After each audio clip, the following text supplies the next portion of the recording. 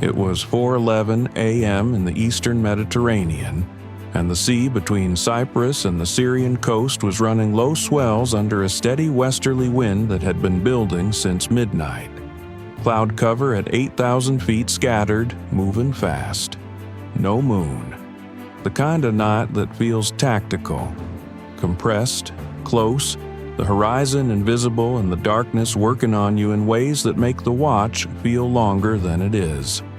Aboard every ship in Carrier Strike Group 8, the mid-watch had another 2 hours to run, and the sailors standing their stations in combat information centers and on bridge wings and in engineering spaces were doing what sailors on mid-watch have always done.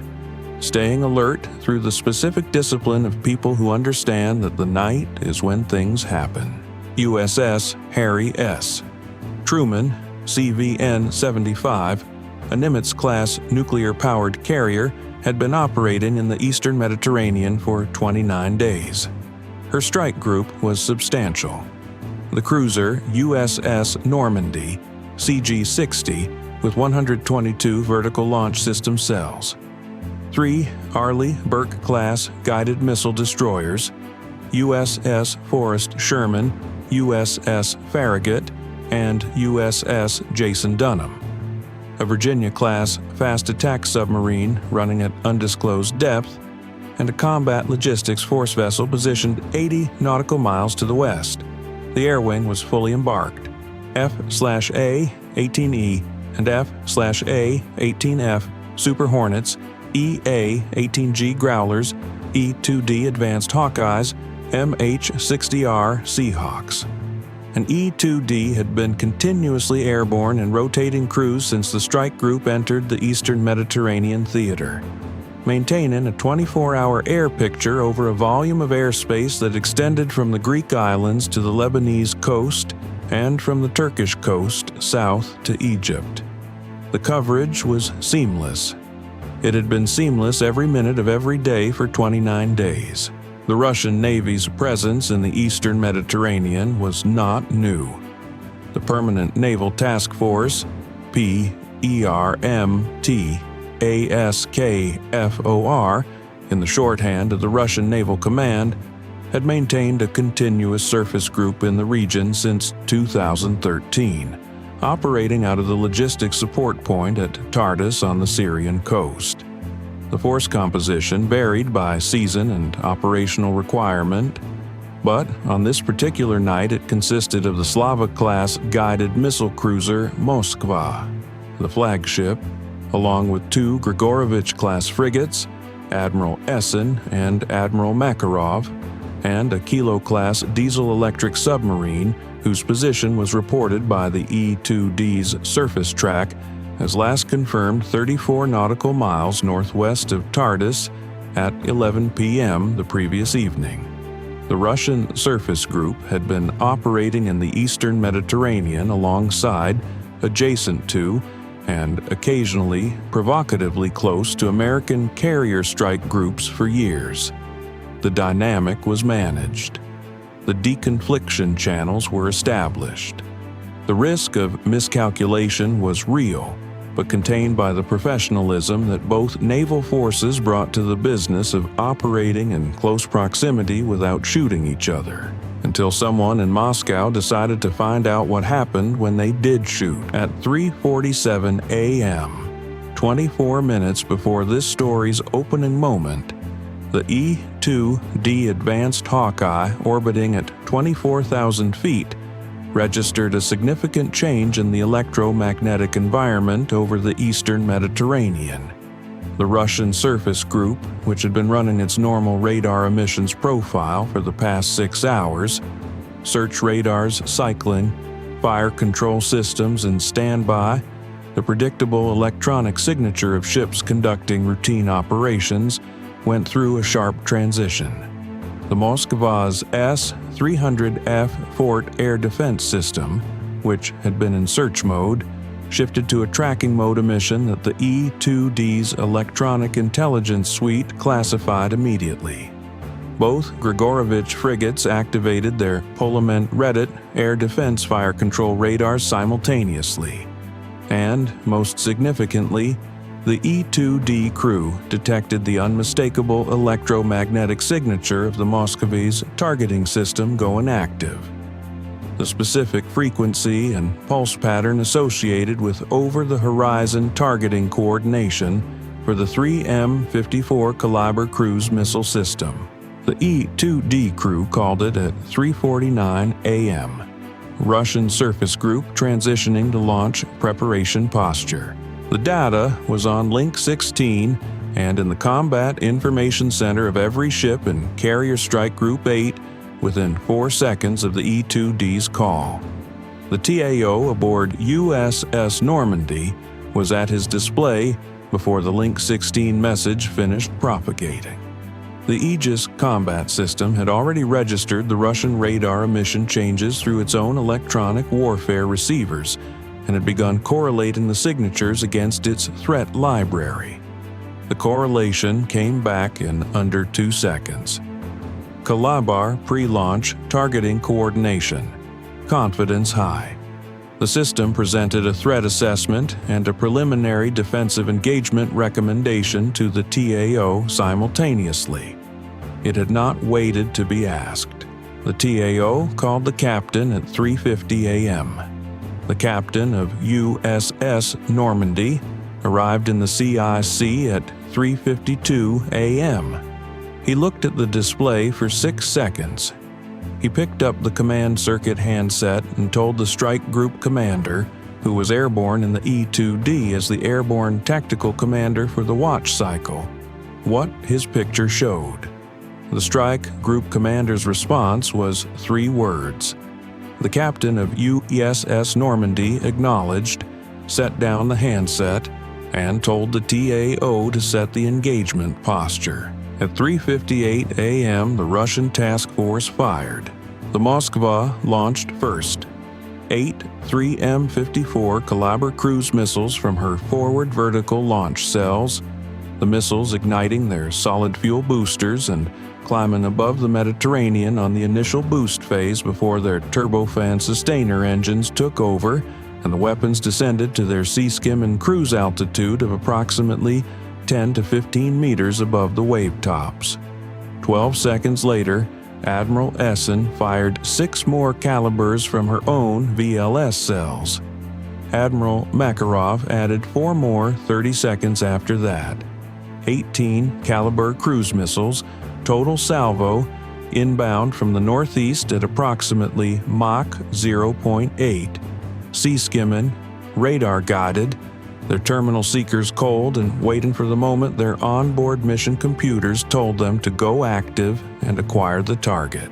The 3M-54 Kalibr is Russia's most capable anti-ship cruise missile system, and it deserves to be taken seriously, which is precisely why the United States Navy has spent billions of dollars building the specific systems required to defeat it. The Kalibr's sea-skimming flight profile is designed to complicate radar detection by staying below the horizon of surface-based radar systems for as long as possible. Its final approach uses a pop-up maneuver, climbing briefly to acquire the target on its active radar seeker, then diving back to low altitude for the terminal run, designed to complicate point defense engagement geometry. Its 450-kilogram warhead, if it reaches a ship, will cause serious damage. The Russian Navy has demonstrated the Kalibr's capability in operational use against land targets in Syria and Ukraine, and those demonstrations were genuine. The missile works, what the Russian Navy has not publicly demonstrated, because they have not had the opportunity to do so, and would find the results instructive if they did, is how the Kalibr performs against a carrier strike group equipped with the Aegis Combat System, the AN/SPY-1 radar network, the SM-2 Block 3B, the SM-6 in its anti-cruise missile role, the evolved Sea Sparrow missile, and the full cooperative engagement capability that fuses every ship's sensor picture into a single unified targeting solution. The Kalibr is a weapon optimized to defeat Soviet-era surface ship defenses. It is being employed against a system designed and continuously upgraded specifically to defeat exactly that class of threat. This is not a fair fight in the direction Moscow intended.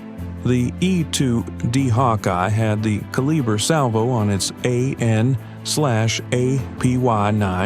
radar from the moment the missiles cleared the horizon of their launch ships.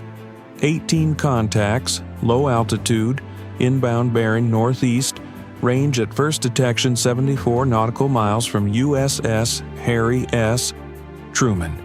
The E-2D cruise tracking picture fed directly into the Aegis networks of USS Normandy, USS Forrest Sherman, USS Farragut, and USS Jason Dunham simultaneously, giving every ship in the formation a complete picture of the inbound threat that was more accurate than anything their own surface-based radars could have generated against sea-skimming targets at that range.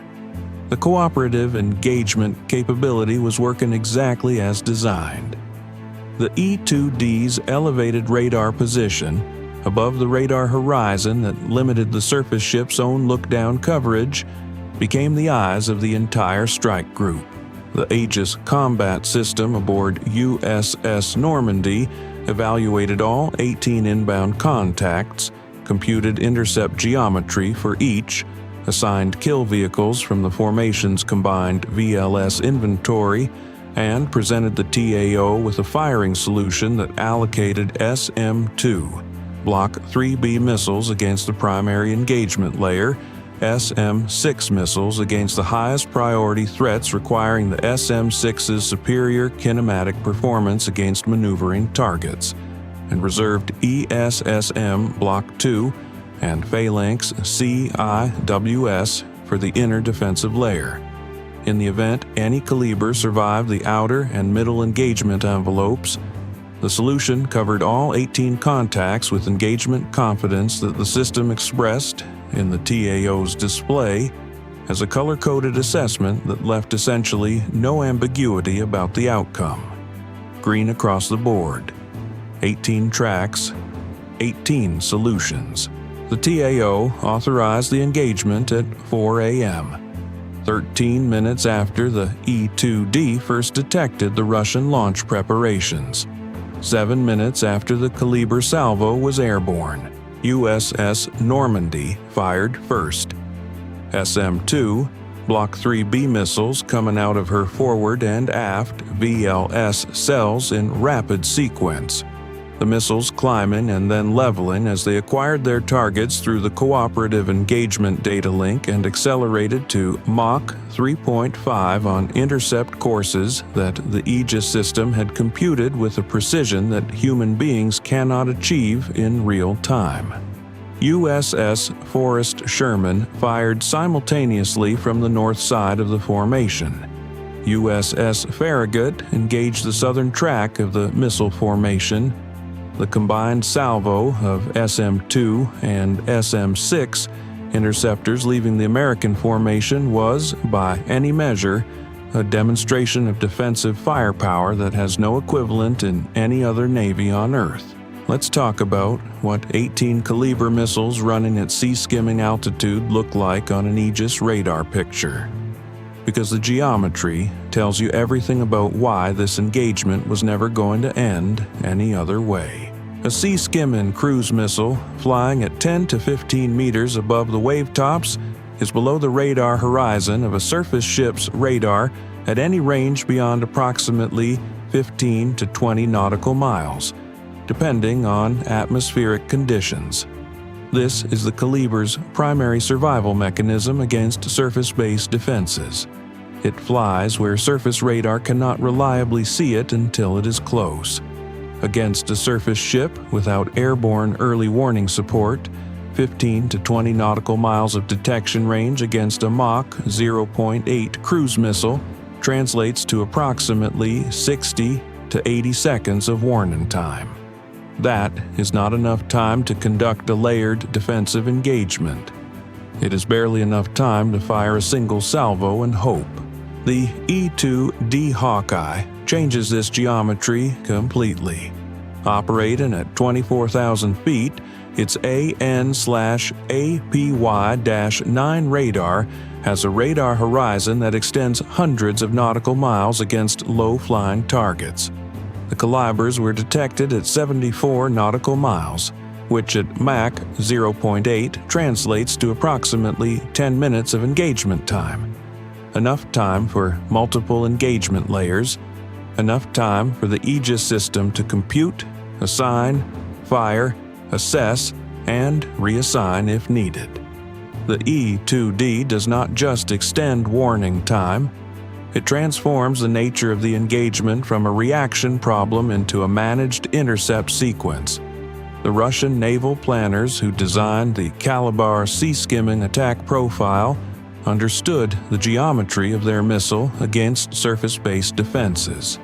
They did not have adequate respect for what airborne early warning does to that geometry.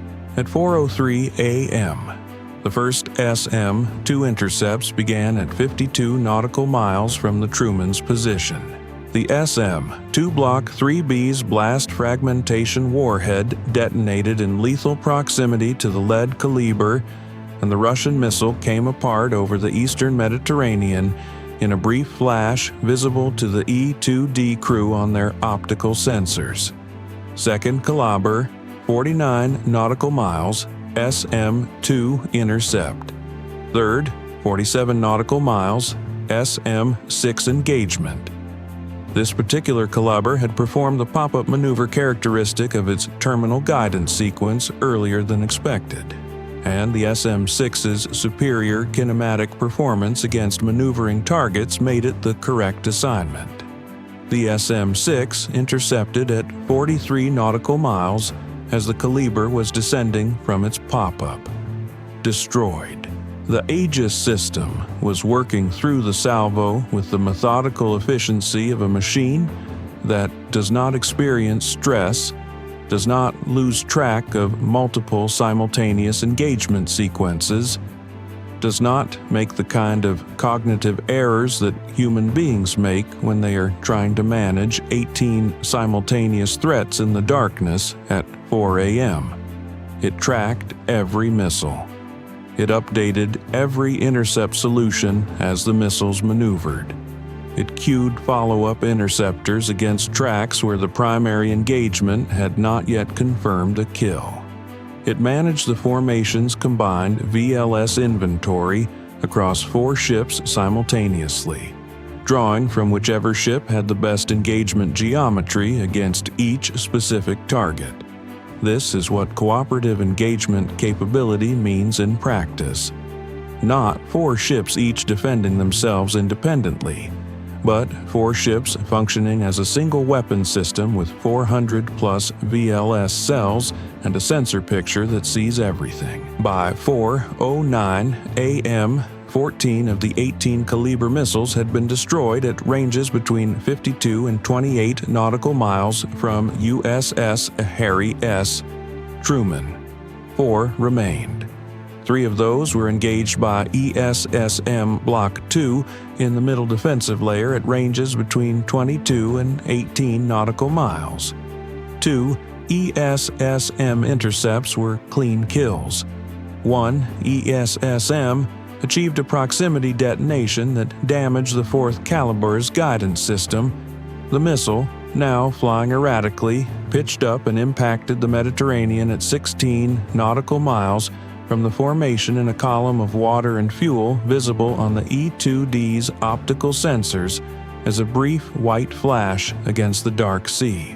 The last Kalibr, the 18th, a missile that had been flying a slightly different altitude profile from the rest of the salvo, hugging the wave tops at 8 meters, rather than the standard 12 to 15. A minor variation that the targeting planners aboard Moskva apparently believed might complicate the American intercept geometry was acquired by the Phalanx CIWS aboard USS Jason Dunham at 1.4 nautical miles. The 20mm Vulcan cannon engaged for 1.7 seconds at 4,500 rounds per minute. The Kalibr ceased to exist at 1.4 nautical miles from USS Jason Dunham. No debris of consequence reached the ship's hull. 18 Kalibr cruise missiles. 18 destroyed. 0 hits. 0 damage to any vessel in Carrier Strike Group 8. The entire engagement, from the first SM-2 firing to the Phalanx burst that ended the sequence, had lasted 9 minutes. Aboard the Moskva, the picture developing on the radar displays was catastrophic in its completeness. The Russian operators had been tracking their own missiles on their targeting systems, watching the Kalibr formation close on the American carrier group at Mach 0.8, watching the range tick down. Then, at 52 nautical miles, the first track had disappeared. Then the second. Then 3 more in quick succession. The tracks were going out like lights, one after another, at ranges that the Kalibr was not supposed to be engageable at by surface-based radar systems. The Moskva's commander understood what he was seeing. The Americans had airborne early warning coverage. The sea-skimming profile that was the Kalibr's primary defense against detection had been rendered operationally irrelevant by a radar system sitting at 24,000 feet, where surface geometry did not apply. He also understood that he had just fired 18 cruise missiles at a United States Navy carrier strike group in international waters. That was not a misunderstanding. It was not an accident.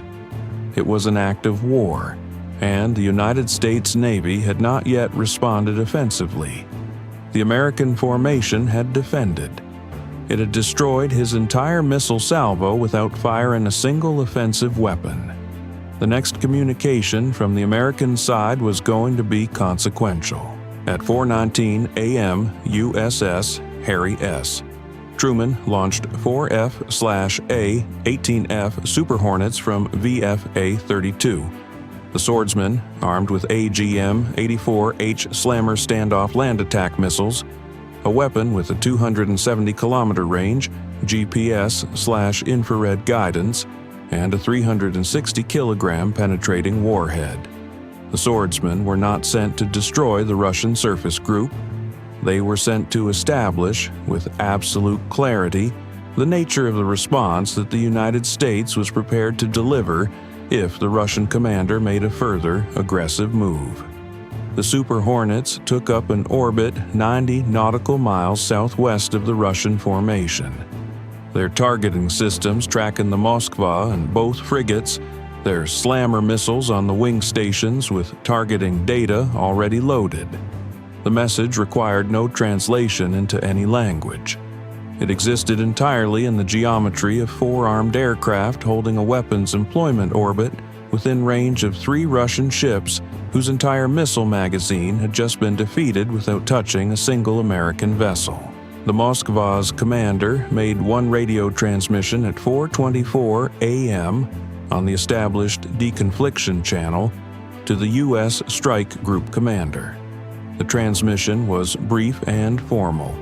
It stated that the Russian force was altering course to the northwest and requested that the American aircraft maintain safe separation distance.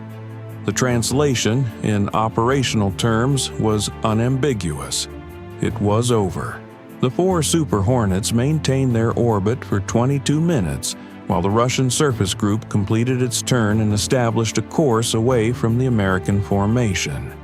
Then they recovered aboard the Truman. The FA-18S were rearmed and refueled and back on the flight schedule within 90 minutes. The E-2D continued its orbit. The Aegis systems across the strike group completed their post-engagement magazine accounting and reported to their respective TAOs, VLS, expenditures within projected parameters. All systems nominal, formation ready to continue operations. In the hours that followed, the Russian Ministry of Defense released a statement characterizing the night's events as a demonstration of Russian naval capability in the Mediterranean region. The statement did not mention the Kalibr missiles. It did not mention the intercepts. It described an exercise. The Russian naval community, which follows these matters with professional attention, noted that the Moskva and her escorts had turned northwest and were making 22 knots toward the Bosphorus. Naval analysts in Moscow with access to the operational reporting understood what that movement meant. 18 Kalibr cruise missiles had been fired at a carrier strike group that was, by any reasonable pre-engagement assessment, supposed to be vulnerable to saturation attack. Every single one had been destroyed. The carrier was untouched. The escorts were untouched. The Americans had responded with 4 armed aircraft in a hold-in orbit and a radio call asking the Russians to move along. And the Russians had moved along because the alternative to moving along was 4 Slammer missiles impacting the Moskva's machinery spaces at supersonic speed.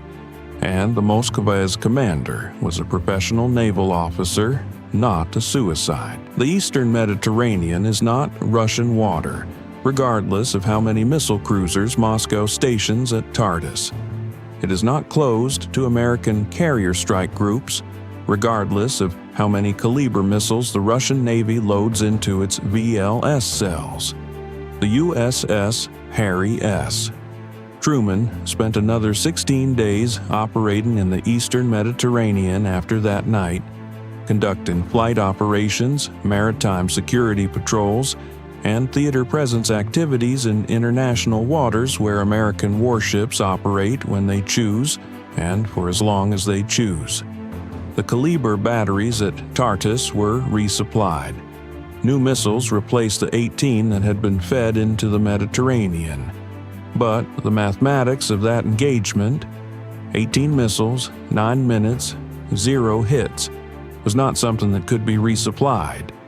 It was something that had to be lived with, analyzed, and reported up the chain of command by officers who now understood, from direct operational experience rather than theoretical assessment, what the Aegis Combat System and the E-2D Hawkeye together actually mean for the survivability of any cruise missile salvo that does not include something capable of defeating cooperative engagement networking before the first missile fires. The Kalibr is a capable missile. The Eastern Mediterranean is a capable graveyard for capable missiles when the ship on the receiving end has 122 vertical launch cells, 3 destroyers in cooperative engagement, an airborne radar at 24,000 feet, and a TAO who set his engagement posture 7 minutes before the first Russian missile cleared the horizon. 9 minutes. 18 for 18. And the Truman's Air Wing launched its morning sorties on schedule. Bye for now.